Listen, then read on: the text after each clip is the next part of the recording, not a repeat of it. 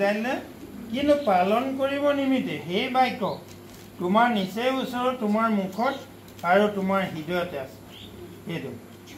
তেনেকৈ ক'ত মিলাই দিছে হয় জানো তো এইখিনিতো এতিয়া পুৰণা নিয়ম কিন্তু মানুহে কি কয় এই এতিয়া পুৰণা নিয়ম উঠিব নহয় নতুন নিয়মে চাব কিন্তু পুৰণা নিয়মত যে এনেকুৱাখিনি কথা নতুন নিয়মত যে বুজাই থৈছে বাপৰে এতিয়াতো তেওঁলোকৰ দিনত বাইবেল নাছিলে মই জোহন বাবাক যেতিয়া সুধিছিলোঁ যে জোহন বাবা মই কেনেকৈ মানুহ শিকাইছোঁ আমাৰ দিনত বাইবেল নাছিলে তোমালোকৰ দিনত বাইবেল আছে তাতে পাবা দেই চাওকচোন কিমান ডাঙৰ কথা এইটো সেইটো কথা কোৱাৰ কাৰণে আজিও জোহন বাবা কথাটো মোৰ ইয়াত মই আছোঁ এতিয়া মই একো পঢ়া লিখাও মোৰ নহয় এইবোৰ নেজানো কিন্তু কেনেকৈ ইয়াত বুজাই দিছে ন সেইটো ঈশ্বৰৰ আত্মা বহি লওক বহি এইটো অকণমানকৈ ভিডিঅ'টো বনাম উঠনি যিখিনি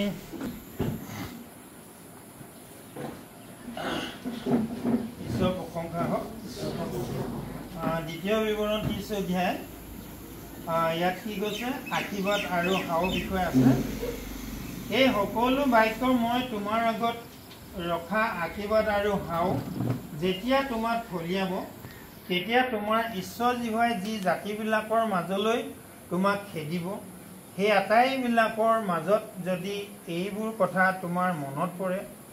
আৰু তুমিও তোমাৰ সন্তানবিলাকে যদি সকলো মনেৰে আৰু সকলো প্ৰাণেৰে নিজ ঈশ্বৰ জিহুৱালৈ ঘূৰি আজি মই তোমাক যিবোৰ আজ্ঞা দিওঁ সেইবোৰৰ দৰে তেওঁৰ বাক্যলৈ কাণ দিয়া তেন্তে তোমাৰ ঈশ্বৰ জিহুৱাই তোমাৰ বন্দী অৱস্থা সলনি কৰিব আৰু তোমালৈ কৃপা দৃষ্টি কৰি যিবিলাক জাতিৰ মাজত তেওঁ তোমাক ছিন্ন ভিন্ন কৰিব সেই আটাই জাতিৰ পৰা পুনৰাই তোমাক আনি গোটাব খেদি পঠোৱা তোমাৰ কোনো লোক আকাশমণ্ডলৰ অন্তৰ্ভাগত থাকিলেও তোমাৰ ঈশ্বৰ জিহুৱাই তাৰ পৰাই তোমাক আনি গোটাব তাৰ পৰাই তেওঁ তোমাক লৈ আহিব এইটো ক'ত চাবলৈ কৈছে মঠি 24 অধ্যায় 31 পদ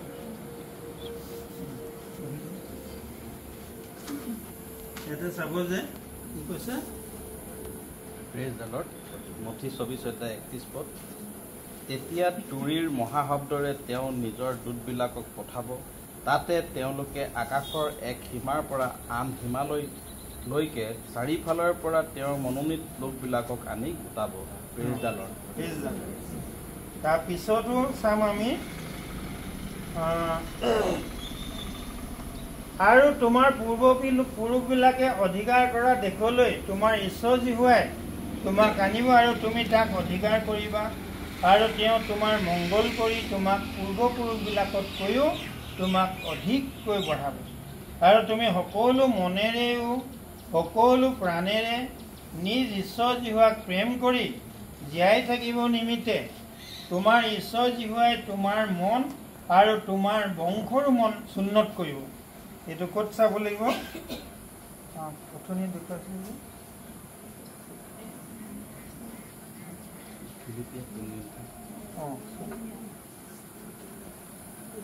ফিলিপিয়া 3 অধ্যায় 3 পদ কিয়নো আমিহে সুন্নত হোৱা লোক আমি ঈশ্বৰৰ আত্মাৰে আৰাধনা কৰোঁ আৰু খ্ৰীষ্ট যীশুৰ শ্লাঘা কৰোঁ আৰু মাংসত একো ভৰসা নকৰোঁ ইয়াতে আকৌ কি কৈছে তুমি সকলো মনেৰেও সকলো প্ৰাণেৰে নিজ ঈশ্বৰ জিহুৱাক প্ৰেম কৰি জীয়াই থাকিব নিমিত্তে তোমাৰ ঈশ্বৰ জিহুৱাই তোমাৰ মন আৰু তোমাৰ বংশৰো মন সুন্নত কৰিব আৰু তোমাৰ ঈশ্বৰ জিহুৱাই তোমাৰ শত্ৰুবোৰৰ আৰু তোমাক তাৰণা কৰা বৈৰীবোৰৰ ওপৰত এইবোৰ হাও ফলিওৱাব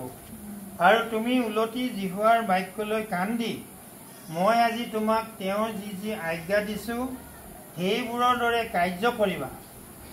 যদি তুমি নিজ ঈশ্বৰ জিহুৱালৈ বাক্যলৈ কাণ দি এই ব্যৱস্থা পুস্তকত লিখা তেওঁৰ আজ্ঞা আৰু বিধিবোৰ পালন কৰা আৰু সকলো মনেৰে সকলো প্ৰাণেৰে নিজ ঈশ্বৰ জিহুৱালৈ ঘূৰা তেন্তে তোমাৰ ঈশ্বৰ জিহুৱাই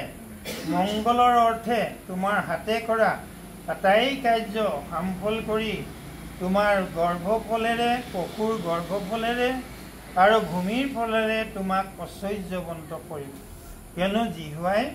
তোমাৰ পূৰ্বপুৰুষবিলাকত যেনেকৈ আনন্দ কৰিছিল মংগলৰ অৰ্থে পুনৰাই তোমাতো তেনেকৈ কৰিব। ক'ত আছিলে?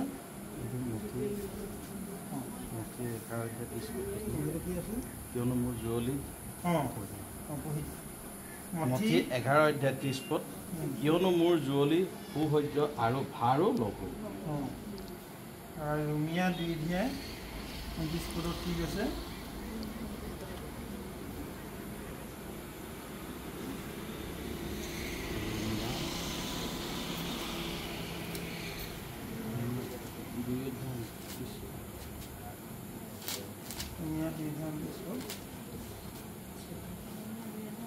ৰোমিয়া 2 অধ্যায় 29 পদ, কিন্তু যিজন ভিতৰি যিহুদী তেওঁহে যিহুদী হয় আৰু আখৰেৰে নহয় কিন্তু আত্মাৰে, হৃদয়ৰ যি চুন্নত সেয়ে চুন্নত। তেওঁৰ প্ৰশংসা মানুহৰ পৰা নহয় কিন্তু ঈশ্বৰৰ পৰাহে হয়। সেইটো কাৰণে কি ক'লে? তুমি সকলো মনেৰে সকলো প্ৰাণেৰে ঈশ্বৰ জিভাক প্ৰেম কৰি তাৰপিছতো কি আছিলে?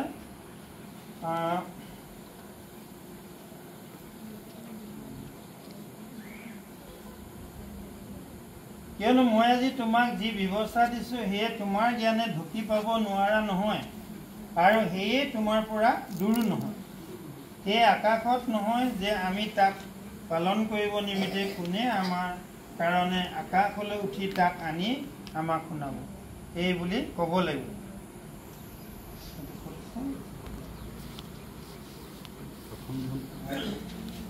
প্ৰথম যোহন 5:3 পদ, কিয়নো আমি যেন ঈশ্বৰৰ আজ্ঞাবোৰ পালন কৰোঁ, ঈশ্বৰে দিয়া প্ৰেমৰ অভিপ্ৰায় এয়ে আৰু তেওঁ সেই আজ্ঞাবোৰ বৰকৈ গধুৰ নহয়। ইয়াতে যেনেকৈ ইয়াত দেখুৱাইছে তেনেকৈয়ে কৈছে যে কিয়নো মই আজি তোমাক যি ব্যৱস্থা দিছোঁ সেয়ে তোমাৰ জ্ঞানে ঢুকি পাব নোৱাৰা নহয় আৰু সেয়ে তোমাৰ পৰা দূৰো নহয়। সেয়ে আকাশত নহয় যে আমি তাক পালন কৰিব নিমিত্তে কোনে আমাৰ কাৰণে আকাশলৈ উঠি তাক আনি আমাক শুনাব, এই বুলি ক'ব লাগিব। আৰু সেয়ে সমুদ্ৰৰ সিপাৰেও নহয় যে আমি তাক পালন কৰিব নিমিত্তে কোনে আমাৰ কাৰণে সমুদ্ৰ পাৰ হৈ তাক আনি আমাক শুনাব, এই বুলি ক'ব লাগিব।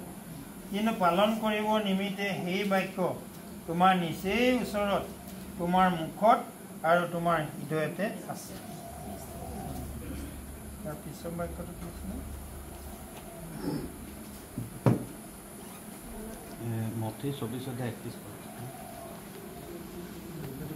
এতিয়া আকাশত মানুহৰ পুত্ৰৰ চিন প্ৰকাশিত হ'ব আৰু তেওঁ পৃথিৱীৰ সকলো ফৈদো হিয়া ভুকুৱাব আৰু আকাশৰ মেঘৰ ওপৰত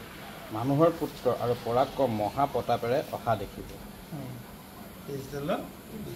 আমি চব ধন্যবাদ দিছোঁ ঈশ্বৰে আজি আমাক সুন্দৰ বাক্য দিয়াৰ কাৰণে। আমি সকলোৱে প্ৰাৰ্থনা কৰোঁ।